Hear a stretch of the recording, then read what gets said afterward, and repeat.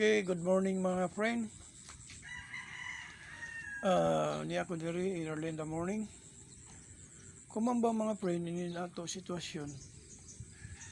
Ilibog sa binin ato panahon. Wa na sa muhunong ininuan. Amo kay siguro niyan maka lain ra binin mag-uwan kay mukusog isa banambaw. Pungutkot kumana panahon. Sugod pa ng similya. Ano mo, pag-ailog na namo.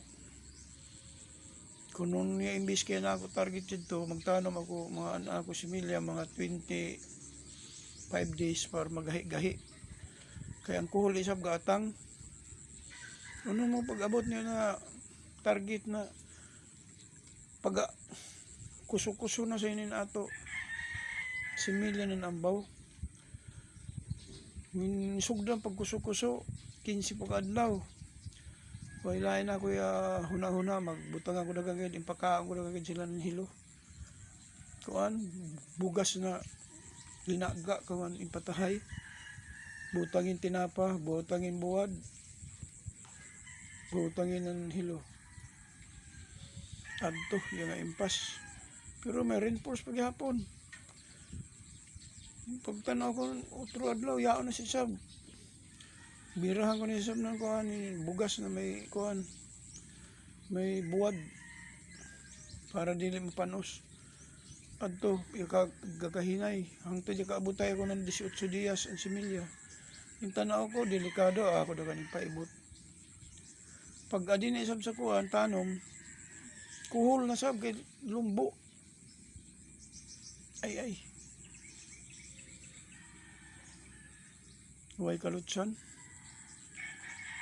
Kuman yung bisi plaster na isa, sugda na sa isang pagkuanan. Basta lagi inin magsigin uwan. Muuwan nga niya ang permi. Mukusog isa biyon, mahait ang ngipon. May abigid. Di sa nila, kanon, higo di sa nila, may bali ah. Kasi mo lang sa mga tiguang, so, sigakuan nito ng ngipong gahasa. Kaya kuno to, musungko ko na sa ngilo na yun mga mamang.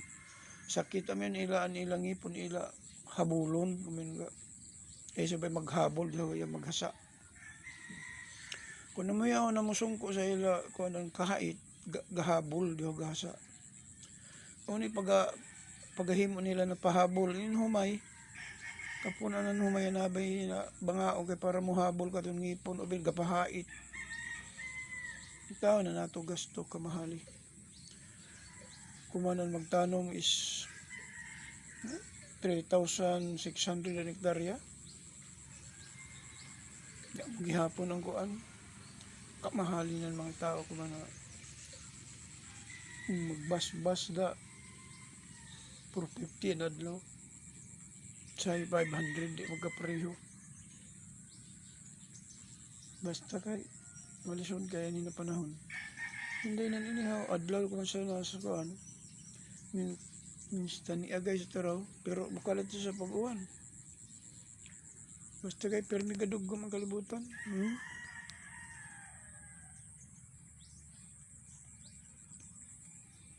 Way madayon ang kondisyon hindi kinunupay ni okay mga friend thank you and good morning God bless us.